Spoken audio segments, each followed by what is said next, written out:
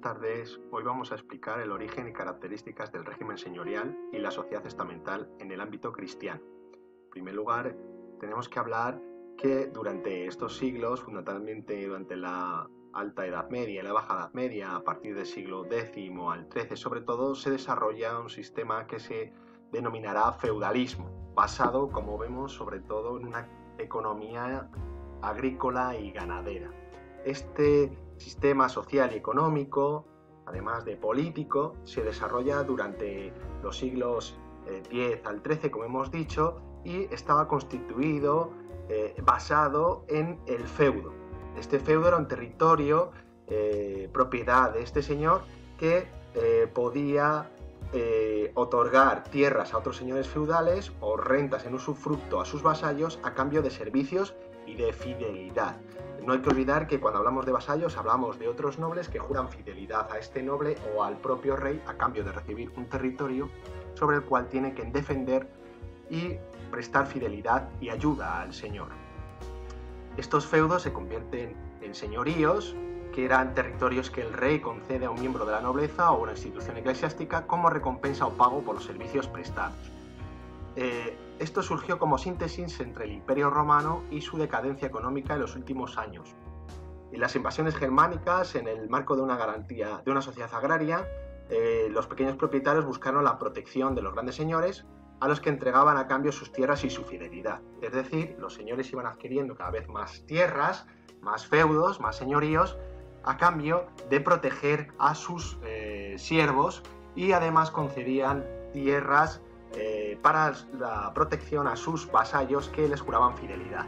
Por lo tanto, este sistema era un sistema económico, agrícola y ganadero basado en prácticamente la producción de cereales, leguminosas, vid, olivo o plantas industriales como el cáñamo. Era una economía básicamente y sobre todo de subsistencia, en los cuales encontramos que con la reconquista de los reinos cristianos se van creando estos señoríos, aumentando los latifundios y las grandes propiedades. Como consecuencia de esta repoblación, de la cual hablamos en otro estándar, es decir, la reconquista, repoblación de estos señoríos, de estos repartimientos que van concediendo los monarcas, provoca una señorialización de la sociedad. Se dice que la señorialización, la feudalización de la península ibérica es posterior a lo que ocurre en Europa debido a esta particularidad de la presencia musulmana del Al-Ándalus en la península ibérica, y que por lo tanto los siglos de feudalismo en la península ibérica son posteriores a lo que ocurriría, por ejemplo, en el Imperio Carolingio.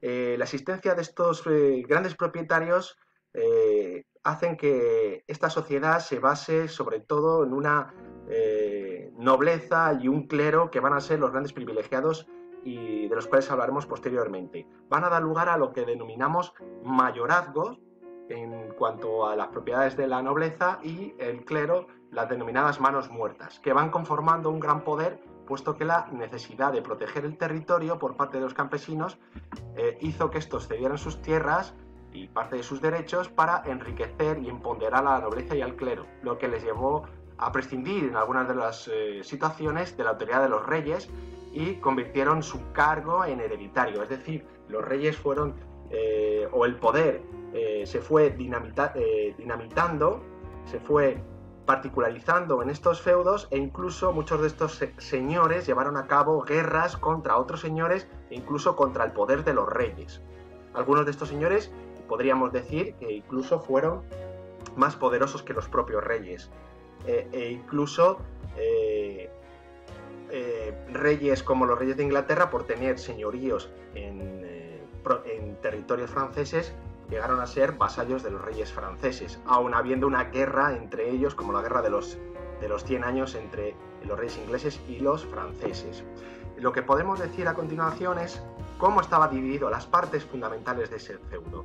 El feudo tenía una parte que se denominaba la reserva, que estaba junto a la fortaleza, el castillo, la vivienda del señor. Esta parte, la reserva, era la parte del feudo explotada por el propio señor. Los productos que se obtenían de su cultivo se entregaban al señor en su totalidad. Sin duda eran las mejores tierras las que producían más y más ricas. Los mansos, como vemos aquí en la imagen y como podemos ver aquí a continuación, eran porciones de tierra que el señor concedía a los campesinos a cambio del pago de unas rentas. Estas rentas podían ser dinero, productos, una parte de la cosecha, tejidos, gallinas, etc. Y sobre todo servicios personales como trabajar determinado tiempo en tierras del señor gratuitamente, es decir, ir a la reserva y llevar a cabo una serie de las denominadas corveas. Estos derechos de los señores podían ser desde, por ejemplo, la remensa en la zona de Cataluña, los países de remensa, o podían ser otro tipo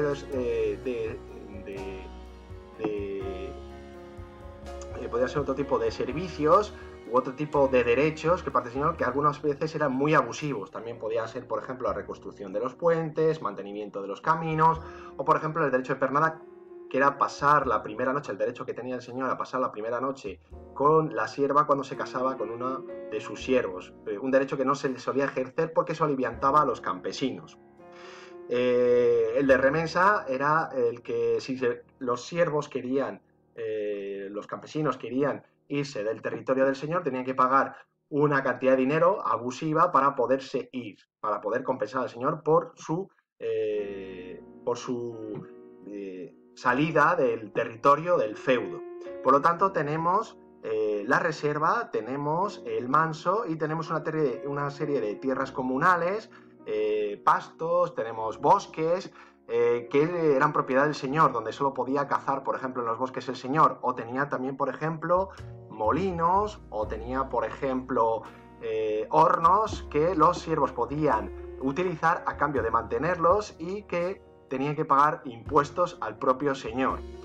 Había una serie de tierras que se encontraban fuera de estos señoríos que se llamaban alodios, que eran tierras propiedades de los campesinos, que eran libres, pero que fueron feudalizándose porque estos campesinos a cambio de protección se las concedieron, se las dieron al señor para poder trabajar en esas tierras que se convertirían en mansos seguramente y a cambio recibir la protección del señor e incluso poder huir al castillo como consecuencia de un ataque de otro señor. Estos tipos de señoríos eran dos tipos. Fundamentalmente el señorío territorial, en el que en este caso el señor, voy a ser noble o eclesiástico, la nobleza era civil o eclesiástica, tenía la propiedad de la tierra, esta tierra era explotada por los campesinos dependientes del señor y estaban sometidos a una serie de obligaciones como el pago de una renta anual en especie o en dinero por explotar esta tierra o por usar las tierras del señor como pastos, bosques, prestaciones personales en forma de trabajo, ya hemos acabado de las corveas, y aprovisionarle de agua o leña, por ejemplo. Y también existía el señorío jurisdiccional, y en este caso el señor no tenía la propiedad de la tierra, sino solo la capacidad de ejercer la jurisdicción, es decir, la capacidad de gobierno, que significaba que los campesinos podían ser propietarios de la tierra, pero tenían otras obligaciones con respecto al señor, que disfrutaba de las siguientes facultades. Administraba la justicia, recibía las multas que se pagaban, cobraba ciertos impuestos, nombraba a las diferentes autoridades de la aldea o ciudad sometida a su jurisdicción.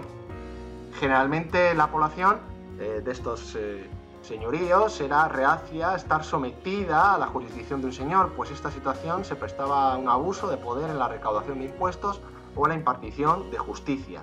Se consideraba en general durante esta Edad Media mucho más benévola la jurisdicción directa de los funcionarios del rey. Ambas señoríos, cuando un señor tenía ambos señoríos, el señorío jurisdiccional y el señorío territorial, se denominaba el señorío pleno. Este tipo de propiedad feudal hizo que se desarrollara, bueno, aquí tenemos también el comercio que existía durante esta Edad Media, sobre todo la industria artesanal, y el comercio procedente, por ejemplo, de rutas como el Camino de Santiago, calzadas romanas, etc. Pero este tipo de sociedad configurada a través del feudo se dividió en tres estamentos. Los tres estamentos eran clero, nobleza y tercer estado o estado llano, y el primer y segundo estamento era la nobleza y el clero y la nobleza, que eran los privilegiados. La nobleza, o también denominados bellatores, eran los grandes magnates, la alta nobleza, formada también por la nobleza medio caballeros y la baja nobleza. Estos bellatores constituían una parte fundamental de la sociedad puesto que tenían la mayor parte de las tierras junto con el clero, que era formado por el alto clero, bajo clero, bajo clero, y que eran los oradores, y que también tenían la mayor parte de estas tierras. Se calcula que entre un 70-80% y la nobleza y clero formaban un 10% aproximadamente, y tenían una serie de privilegios como por ejemplo no pagar impuestos. No pagaban impuestos, aparte de que eran juzgados por una jurisdicción totalmente diferente a los no privilegiados. Había una diferencia entre la alta nobleza o la baja nobleza, que eran por ejemplo los hidalgos o los infanzones, y era por ejemplo la riqueza de estos primeros. Entre el clero podemos hablar del clero secular, lo que denominaríamos por ejemplo los curas párrocos, o el clero regular, los que formaban parte de las compañías de las diferentes órdenes monásticas. En cuanto a los no privilegiados, que no tenían esa posesión de la tierra, que no tenían esos privilegios y que pagaban impuestos, eran los denominados pecheros. Ese estado llano, tenemos en la cúspide de ese tercer estado está la burguesía, protagonista de lo que se dan las revoluciones liberales a lo largo del siglo XIX. También tenemos una serie de campesinos, pequeños campesinos libres, o los colonos y siervos, que formaban parte de estos señoríos, propiedad de estos nobles civiles o eclesiásticos.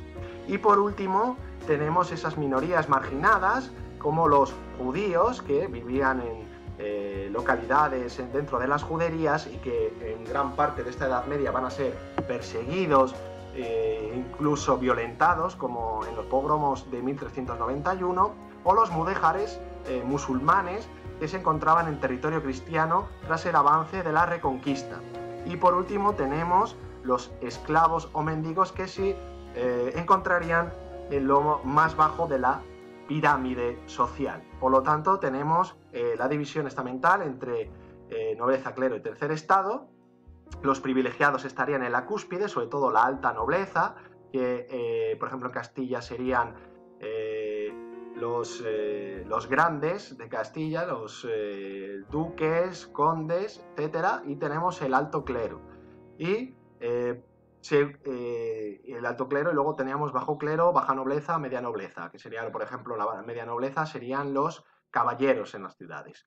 Y tenemos los no privilegiados, y aquí observamos como mendigos, judíos, esclavos, aquí tenemos campesinos, colonos, etc. Aquí teníamos los burgueses. Y esto comprendería la sociedad durante la Edad Media, que tiene su base en esa economía agraria y en el feudo. Un feudo que puede ser propiedad tanto de los señores civiles como de los señores eclesiásticos, y que con su poder mantendrán el control económico, social y político, que se pondrá en tela de juicio, sobre todo en las revoluciones liberales ya del final del siglo XVIII. Espero que con esto os ayude a aprender y a repasar este estándar.